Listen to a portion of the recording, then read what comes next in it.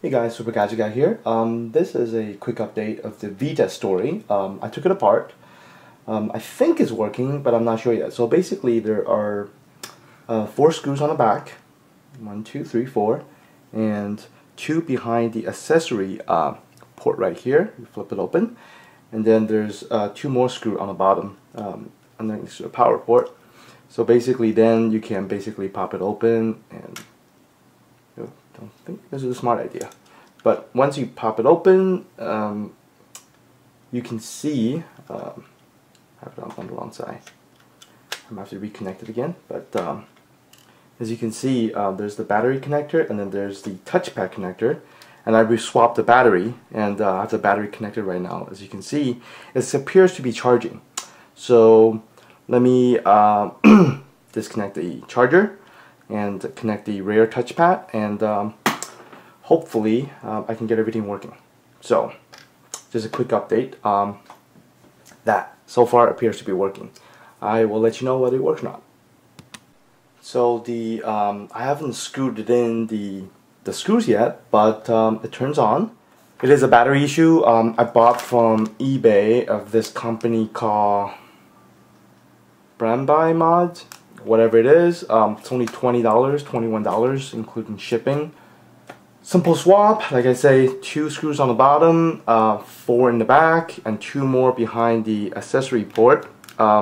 Basically 8 screws, and I saved myself $100 bucks, a little bit over $100.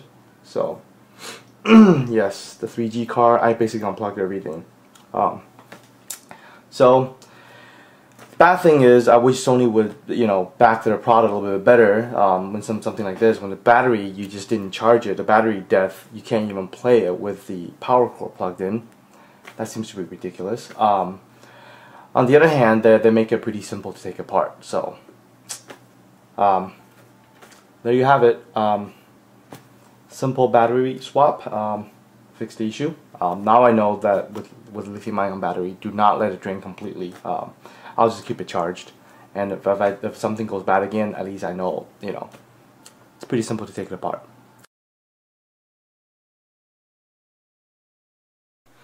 Just to let you know, the back panels appears to be working. As you can see, the camera is working, and the camera uses the same data connector.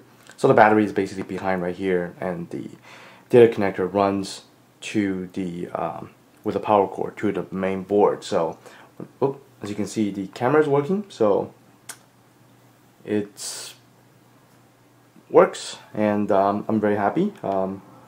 I took the do-yourself route, and instead of sending back to Sony and SIM cards in, it's detecting it. Of course, I don't have the 3G plan with it. So very happy that I spent $20 to save $30. As you can see, the SIM card is working, the memory card is working, everything appears to be in working order. So very, very happy with the fix. Just to reiterate, basically I left the device uncharged, on power for too long, that the lithium battery appears to have completely drained. This is the original one. And then basically whenever I plug in the power cord, the indicator light will flash once and then power off. It never turns sort of orange pulsing like a charging. So I contact Sony, and apparently I purchased this last February, so it's out of warranty. They only have a 1-year warranty, and Sony wants $129 to fix it. It's pretty much off, and that's in the charging mode, so everything should be correct. So in the last, so I have not probably played only about 100 hours, maybe even less. That's very grossly estimated. On this device, to me, I thought Sony would cover it because they haven't been releasing any new games with it, and the only reason I even powered on or attempted to power on is because I want to get the PlayStation Network Plus before the PS4 launch, so I can get the free games with it, so I can play more. And then the remote play feature, so I'm like, okay, time to get this dusted off, make sure all the firmware is up to date, and boom, doesn't work. $129 when a new one is only about $170, $180. You can get a used one for about $100. No way I'm going to pay them $129 for that. Again, I'm not going to pay $40 for extended warranty either. So, you know what? I have a screwdriver, and then I look online. At least they're using all standard sort of parts. They don't use weird butterfly, hoof, whatever screws. This is standard size 00 Phillips screwdriver. 8 screws later, you can pop it open. Just have to be very careful about the internals because it is, you know, a portable device. And order new battery online. They shipped it like really fast. I mean, I got it in like 3 days. Pop it in, connected the data cable basically in the back, and there you have it. And plug in the power cord and it charges. So very happy with this swap. Very happy with the upgrade. I'm happy with the Sony quality. I'm happy with the system architecture where when the battery goes bad, you can't even use the device. I understand that, you know, yes, iPhone does that. But in the past, when I had an iPhone battery, even when it's out of warranty, when I go to the Apple store, they replaced it right away.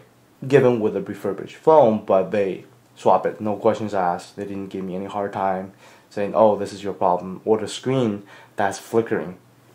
They took it. You know, when you have a battery built in, my original PlayStation Portable, the PSP 1000, again, I bought it on day one, has a replaceable battery. It still works. The battery still works with a 4200 milliamp, I think, or is it 2400? Whatever. They give you, it's replaceable. This is the one, remember, the battery's under one of the palm rests. It's user replaceable, and I understand when that battery goes bad, I'm required to buy a new one. Fine. But if you're going to build it inside this thing, you better treat it like an Apple iPhone or like a Prius. You know, it's designed for the life of the vehicle, of the life of the device. I don't expect you to cover for 5 years, but make it at least 3. So that, or make it so that there's a new model coming out so I can feel better, or give me credits to buy a new one, to say, would you like to buy a new, the PlayStation, which is announced in Japan only, for $150 or $129. You know, I'll be happy with it. And then the $129 service only comes with a 90-day warranty. I even tell the guys, like, so if I buy a new one for $180, it comes with a 1-year warranty. If I pay $129 for you guys to fix it, only comes with 90 days. The guy says yes. It's like, why would you do this to your customer? I don't understand. But at least they're, unlike Apple, glue everything down. No. 8 screws to open this. 2 more screws that retains as a battery retainer bracket sort of things. So total 10 screws. I took it apart, installed it, swapped it, everything's good.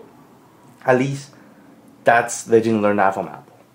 Thank God. You know, for those of you who want to be adventurous, you can, but for those of you who aren't, find somebody who can do it and do it for you. But I'm glad this thing is working again, because I don't have the budget right now to buy another one of these so I can try to remote play with the PlayStation 4. Alright, so there you have it. I'm glad I got it fixed. I was really pissed at Sony for not backing their product and to have a built-in battery like this. And how can you have a battery fail within a year? Or, I mean, a year, almost 2 years, I guess. Not within a year. Anyways, enough rant on my end. Thanks for watching. I hope you do not have this kind of problem with the PlayStation Vita. Alright, enjoy.